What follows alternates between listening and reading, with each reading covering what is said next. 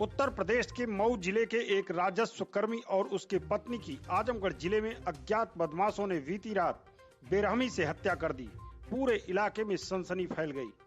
इस दोहरे हत्याकांड का पर्दाफाश करने में जुटी आजमगढ़ पुलिस कई बिंदुओं को ध्यान में रखकर जांच कर रही है।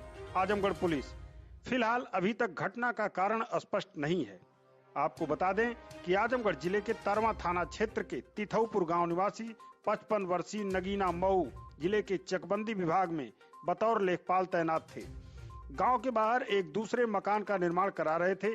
इसी निर्माणाधीन मकान में अपनी 52 वर्षीय पत्नी मनसा देवी के साथ रात में सोए हुए थे कि 28-29 नवंबर की रात अज्ञात बदमाश घर में घुसे और धारदार हथियार से दंपत्ति की बेरहमी से हत्या कर दी और फरार हो गए।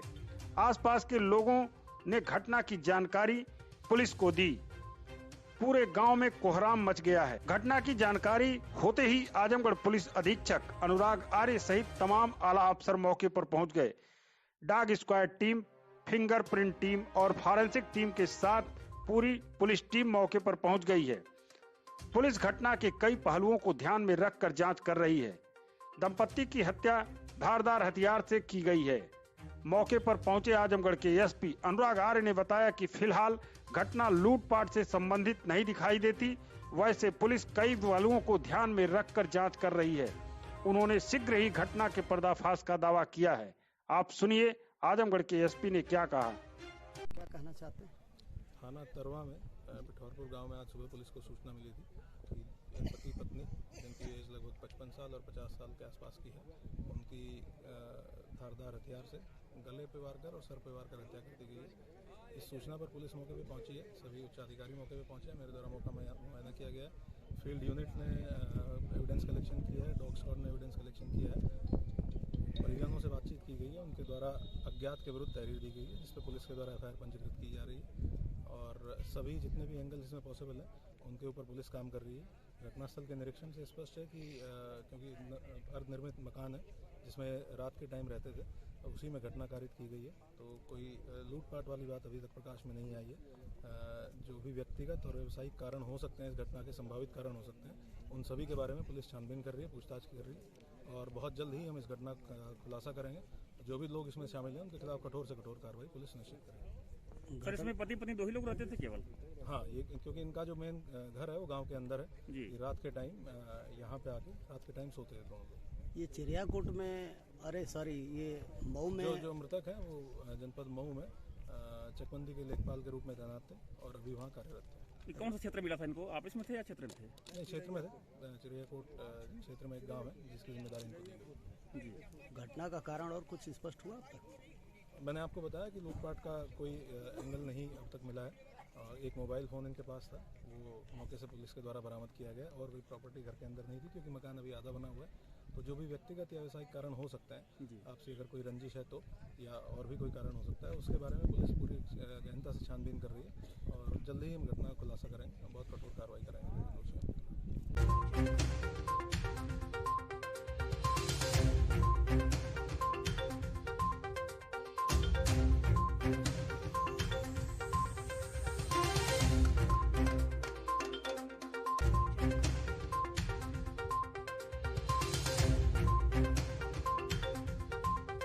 आजमगढ़ जिले के पौराणिक स्थलों में अपना एक महत्वपूर्ण स्थान रखने वाले दुर्वासा धाम से जिले की 10 विधानसभा सीटों पर भगवा लहराने का दावा किया है आजमगढ़ की भाजपा इकाई ने।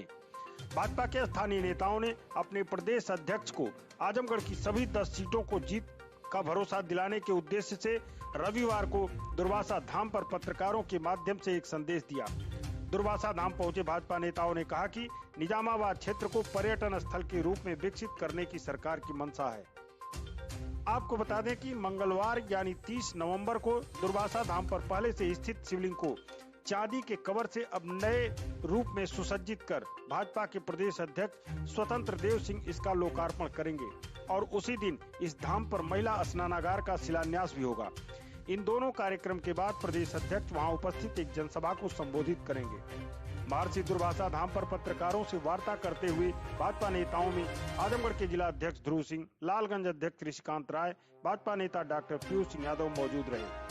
भाजपा नेता डॉक्टर पीयूष यादव ने कहा कि दुर्वासा के इस संगम पर हर कार्तिक पूर्णिमा के अवसर पर लाखों लोग स्नान करने पहुंचते हैं। महिलाओं को स्नान के बाद कपड़ा चेंज करने में काफी दिक्कतें होती हैं। इसी दिक्कत को महसूस किया है सरकार ने। क्षेत्रीय जनता के आग्रह पर एक स्नानागार बनाने का फैसला लिया गया, जिसका शिलान्यास प्रदेश अध्यक्ष स्वतंत्र देव सिंह करेंगे।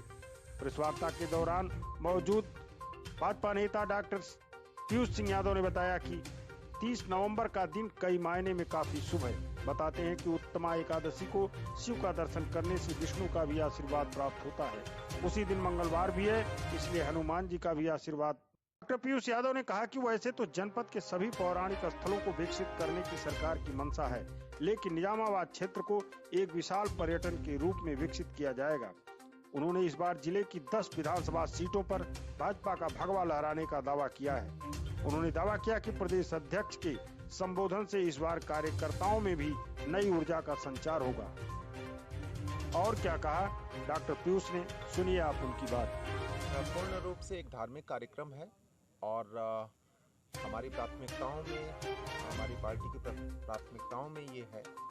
दुर्वासा धाम को अभी प्रश्न था कि 5 साल बीत गए तब क्यों। मैं बताना चाहूँगा, पार्टी के प्रयासों से जिला पंचायत की तरफ से भी 30 लाख रुपए दुर्वासा को दिए गए थे और यहाँ पे वो काम चल रहा है बाउंड्री वॉल का।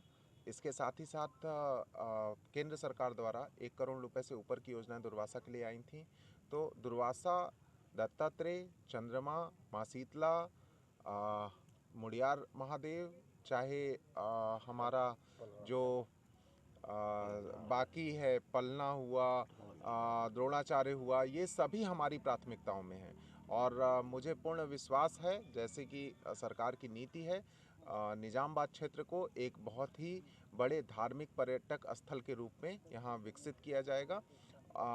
इससे यहाँ की सड़कों का भी विकास होगा और यहाँ पे सड़कें और टूरिज्म जब बढ़ेगा तो इससे यहाँ के लोगों को आर्थिक रूप से भी मजबूती मिलेगी। यही प्रयास है।